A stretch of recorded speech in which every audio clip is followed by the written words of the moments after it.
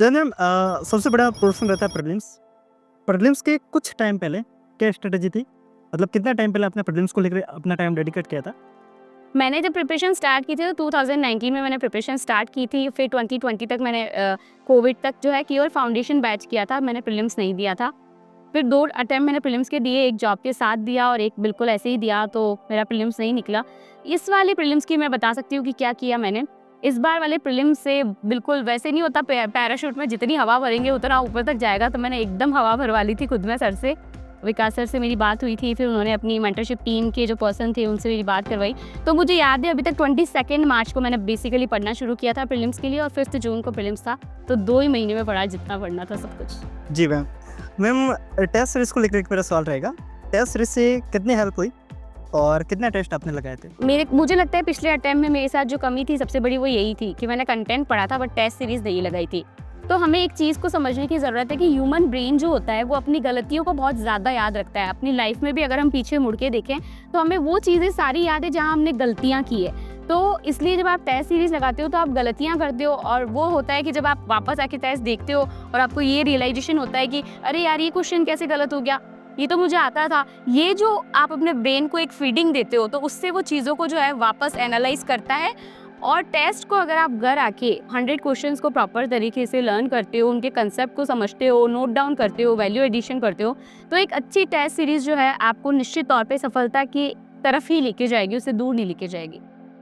Ma'am, art and culture and ancient India and medieval India, ये दोनों portion अभी day by day अगर हम देखते हैं प्रेजेंस के अंदर तो काफ़ी अपना अच्छा पोर्शन रखते हैं।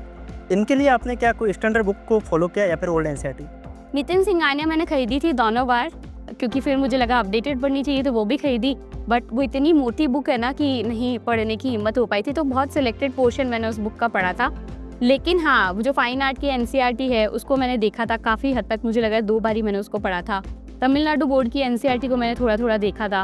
और एंशिएंट मिडाइवल के लिए तो मैंने टोटली क्लास नोट्स से पढ़ लिया और टेस्ट सीरीज से उसमें वैल्यू एडिशन कर लिया और उसी से काम चला लिया। मैम, इकोनॉमी और बजट और इकोनॉमी सर्वे, बजट इकोनॉमी के लिए इन दोनों को आपने पढ़ा था या फिर सिर्फ नोट्स से काम चला लिया था? नहीं, पढ़ा था इस वाले अटेम्प्ट में पढ़ा था, पिछले अटेम्प्ट में नहीं पढ़ा था। को तो समरी पढ़ी थी, अच्छा। सर्वे की समरी पढ़ी थी और बजट की भी समरी पढ़ी थी। Okay ma'am.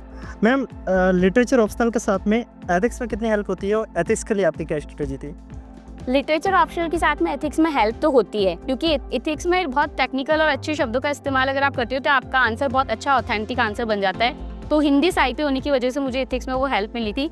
और स्ट्रैटेजी क्या रही, कुछ नहीं, टोटली 100% विकास सर की जो क्लास थी, 70 क्लासेस का जो था, मैं केवल वही कॉपी सर की, और मैं इस मेन से पहले भी केवल वही कॉपी पढ़ के गई थी, उसी को पढ़ के मैंने एग्ज़ाम दिया और एथिक्स में 111 नंबर आए। तो बस मैंने उसमें सिर्फ एक ही काम किया था कि सर की कॉपी के बीच बीच में मैंने खाली पेजेस छोड़े थे, तो मैंने कुछ डायग्राम्स बना लिए थे, कुछ लाइन डायग्राम्स बना लिए थे गूगल कर करके, और एग्जाम्पल्स मैंने करंट अफेयर्स के सारे ऐड कर लिए थे टॉपिक वाइज की। जैसे ऑनेस्टी आएगा तो क्या एग्जाम्पल लिखा जा सकता है, परसिवरेंस में क्या एग्जाम्पल लिखा जा सकता है। तो एग्जाम्पल मैंने सारे जो है करंट के अच्छे एग्जाम्पल्स किए थे, ट्रेडिशनल एग्जाम्पल्स की बजाय। जी। बाकी दोस्तों, अगर रही बात नोट्स की और मैम के जितने भी मैम ने आपको रिसोर्सेज बताए थे, उनके लिए आप चाहे तो हमारे टेलीग्राम चैनल को फॉलो कर सकते हैं। वहाँ पे मैं इन सबको नोट करके लिख कर वहाँ पे आपको मेंशन कर दूंगा। इसके अलावा अगर आप चाहते हैं मैम के प्रोफेशनल चैनल को फॉलो करना, देन आपको नीचे लिंक मिल जाएगी, आप डायरेक्ट वहाँ से इनको फॉलो भी कर सकते हैं। जितने भी लोग यूपीएससी की तैयारी कर रहे हैं, आप सभी के लिए चैट जीपीटी का पूरा कोर्स बिल्कुल फ्री ऑफ कॉस्ट हमारे एप्लीकेशन पे देखने को मिल जाएगा।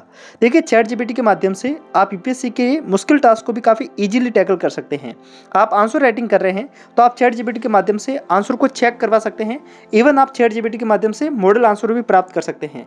नोट्स मेकिंग हो चाहे पीवाईक्यू एनालिसिस हो, चैट जीपीटी आपकी हर मात्रा में हेल्प कर सकता है। बस सीखने की जरूरत है कि चैट जीपीटी को यूज़ करना कैसे है। हमने सिखाया है इस पूरे कोर्स में बिल्कुल फ्री ऑफ कॉस्ट। इस कोर्स को अगर आपको प्राप्त करना है तो आपको डिस्क्रिप्शन में लिंक मिलेगी एप्लीकेशन की, आप डाउनलोड कीजिएगा, वहाँ पे आपको ये कोर्स देखने को मिल जाएगा। इसके साथ में अगर आप एक ऐसा एस्पिरेंट है जो भी तैयारी को शुरू कर रहे हैं और अगर आपको प्रॉब्लम आ रही है कि तैयारी की शुरुआत कहाँ से करें, या फिर आप एक ऐसा एस्पिरेंट है जो एनसीईआरटी को पढ़ रहे हैं और एनसीईआरटी को पढ़ने में दिक्कत आ रही है, तो आप हमारा शून्य से शुरुआत बैच ले सकते हैं। इस बैच में आपको हमने कंप्लीट एनसीईआरटी को कवर किया है। यहाँ पर आपको 90 डे चैलेंज भी देखने को मिलेगा, यानी कि आपको रोजाना एक टारगेट देखने को मिलेगा। हम आपको डेली बेसिस पे एक टारगेट देंगे, उसको आपको पूरा करना रहेगा और आप इस माध्यम से आप 90 दिनों में एनसीईआरटी को पूरा करेंगे। साथ में आपको क्लासेज मिलेगी और रिवीजन के लिए नोट्स और टेस्ट भी देखने को मिल जाएंगे। इन सबके साथ में आपको 1-to-1 मेंटरशिप की सुविधा मिलेगी। अगर अगर आपको कोई भी डाउट है तो आप मेंटर के साथ में डिस्कस कर सकते हैं। वैसे काफ़ी एस्पिरेंट को प्रॉब्लम आती है, कोई भी अगर डाउट है तो किसके साथ में सॉल्व करें, तो आप यहाँ पे मेंटरशिप के माध्यम से मेंटर के साथ में डिस्कस कर सकते हैं। और इसके साथ में यहाँ पर आपको वीकली लाइव की सुविधा भी देखने को मिलती है।